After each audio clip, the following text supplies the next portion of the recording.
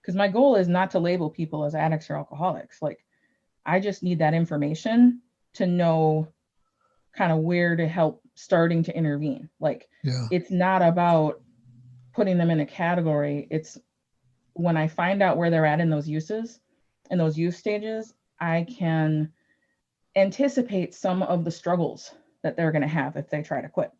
Right. And the progression is the reason why we have to have abstinence and harm reduction. We can't just have abstinence because it takes people a while before they're ready to quit.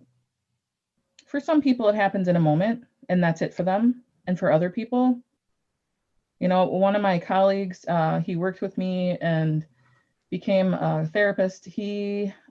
Last time he was in jail, he overdosed in jail, and he went to inpatient 5 times, and now he's got several years sobriety, has a master's degree, is a duly licensed like, it took him a really long time, and if nobody was willing to meet him where he was and try to keep him alive, maybe he would never have gotten there. Because as long as someone is breathing, there is hope that they can recover. And that might be a really good message for us to end with, really, because yeah, everything that we've been saying, it was pretty bleak up yeah, to it this is. point. But I assume that's one of the things that keeps you in this, is that you've seen reason for hope. You've seen I people do. recover. I find if I could bottle what it is like to be in recovery, the joy and the freedom that there is, not having secrets, not having to hide, not being beholden to anything. If people could see and feel it just for a second and believe that that's possible, they would be able to get clean in a way I can't bottle that. What I do know that as therapists, it is not as complicated to treat substance use as we think it is. We just need the right information and we need a little bit of guidance.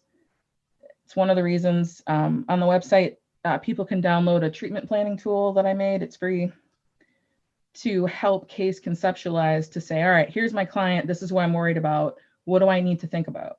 Okay, well, here's the things that I would ask you if you were Yeah. in my opposite chair. This is what I would ask you.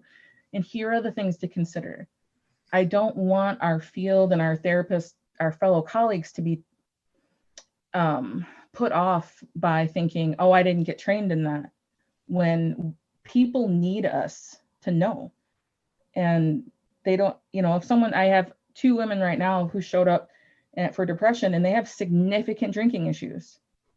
And they didn't come to me for that, but it came out in the course of our therapy. Yeah. And what would have Yeah. happened if I had been a therapist who was like, oh, you need to go to treatment?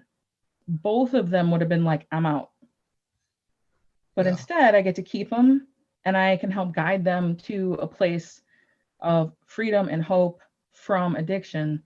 And I want therapists to know that they can too.